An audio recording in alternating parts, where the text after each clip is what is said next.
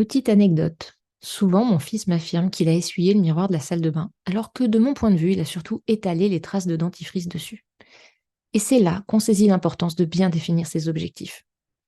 C'est pareil pour ta boîte et ta vie en général, et c'est de ça dont on va parler dans cet épisode.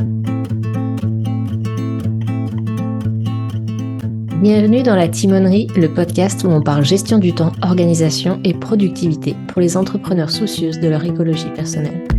Je suis Cécile, ancienne coach business. Mes années dans le monde de l'entrepreneuriat en ligne m'ont montré à quel point il était indispensable de rester à l'écoute de son rythme, ses envies et de son mode de fonctionnement pour avancer sans se cramer.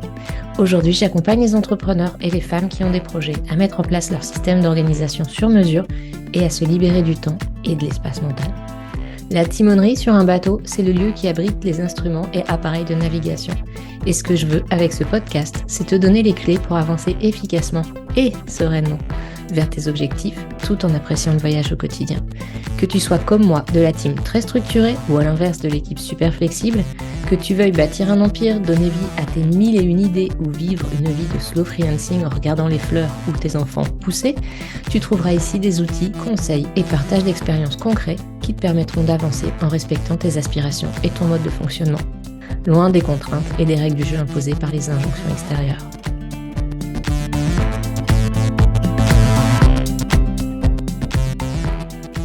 Hello et bienvenue dans ce carnet de bord où je vais te parler de comment te fixer de bons objectifs. Les objectifs sont les étapes concrètes sur le chemin qui nous mènent vers notre vision, voire nos rêves. Dans l'épisode précédent, j'ai expliqué comment se fixer des objectifs concrets et utiles à l'aide de quelques questions simples. Si tu n'as pas écouté, je te conseille de commencer par là.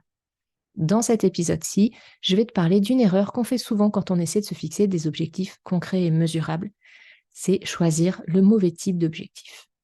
Parce qu'en effet, il y a deux types d'objectifs.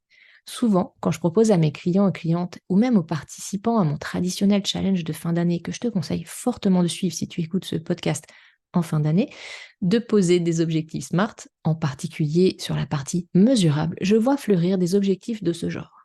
Poster sur Instagram 3 fois par semaine à partir de la semaine prochaine. Lancer un podcast d'ici 3 mois. Démarcher une personne par jour à partir du 1er mars. Faire 30 minutes de vélo 4 fois par semaine entre le 1er avril et mes vacances d'été. Il y a un truc qui cloche généralement avec ce genre d'objectif. Est-ce que tu le vois ? C'est smart. Admettons que ce soit réaliste et challengeant, c'est concret, c'est mesurable, il y a une échéance. Ce qui ne va pas, ce sont des objectifs de moyens. Parce qu'il y a en effet deux types d'objectifs, les objectifs de moyens et les objectifs de résultats. L'objectif de moyens se concentre sur les moyens à mettre en place, alors que l'objectif de résultat se concentre sur les résultats à atteindre. C'est pour ça qu'ils ont ce nom-là. Donner X coups de rame pour faire avancer le bateau, c'est mesurable, mais ça ne veut rien dire par rapport aux résultats. Alors que avancer de 150 km vers le Brésil, peu importe les moyens, rame, vent dans les voiles, moteur, c'est bien plus utile. En effet, le problème des objectifs de moyens, c'est qu'on peut déployer beaucoup de moyens pour peu de résultats. Et à l'inverse, on peut atteindre un résultat probant sans en faire trop parfois. Généralement, quand on pose un objectif de moyens, on confond objectif, qui devrait être un indicateur de performance, les fameux KPI, si tu as déjà entendu parler de ça, donc un résultat à atteindre, et projet, les actions à effectuer pour atteindre cet objectif. On oublie donc de passer par la case résultat désiré pour penser tout de suite aux actions à mettre en œuvre. Donc on se ferme des portes trop rapidement. Si par exemple tu veux de la visibilité et des clientes et tu poses comme objectif de publier sur Instagram chaque jour, plutôt que de poser que ce que tu veux, c'est 2500 personnes dans ta communauté afin d'y trouver suffisamment de clientes. Tu oublies que tu pourrais peut-être faire venir ces 2500 personnes autrement qu'en publiant sur Instagram tous les jours. Peut-être même qu'il y aurait des façons plus joyeuses, légères et en phase avec ta personnalité de le faire. Ou juste que d'avoir 2-3 façons d'arriver à tes fins te mettrait moins la pression si le projet Instagram capotait. Parce que poser un objectif de moyens, c'est se retrouver avec un projet sur lequel repose la réussite sans alternative puisque le projet égale l'objectif. C'est non seulement se fermer des portes, mais en plus être toujours insatisfaite parce que si le projet déguisé en objectif est atteint, c'est cool, mais c'est pas non plus complètement fifou. C'était juste un objectif de moyens et généralement, ça donne pas envie de sabrer le champagne. Et si le résultat attendu n'est pas atteint, on est quand même déçu. Et comme on a oublié en plus pourquoi on faisait les choses, on trouve moins facilement d'autres alternatives pour le faire. En gros, c'est pile je gagne, face tu perds. En bref, si tu veux ne pas fermer des portes trop tôt dans la mise en œuvre de ta vision, avoir des alternatives en cas d'échec d'un projet, poser des objectifs vraiment satisfaisants à atteindre, pose des objectifs de résultats. Alors pour savoir si tu as posé des objectifs de moyens ou de résultats, tu peux passer sur tes objectifs avec la question suivante. Pourquoi je veux ce chiffre? C'est quoi la finalité? Est-ce une fin en soi ou un moyen d'atteindre une fin?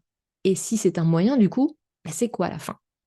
Alors attention, je ne te dis pas de passer 1 heure à te demander pourquoi tu veux les choses et à finir par faire une dissertation philosophique sur le sens de la vie, mais demande-toi quand même vite fait si tu n'es pas en train de confondre taper dans le ballon avec marquer un but. Alors il y a tout de même des situations où c'est OK de se poser des objectifs de moyens. Par exemple, si tu veux avoir prise totale ou presque totale sur l'atteinte ou pas de l'objectif.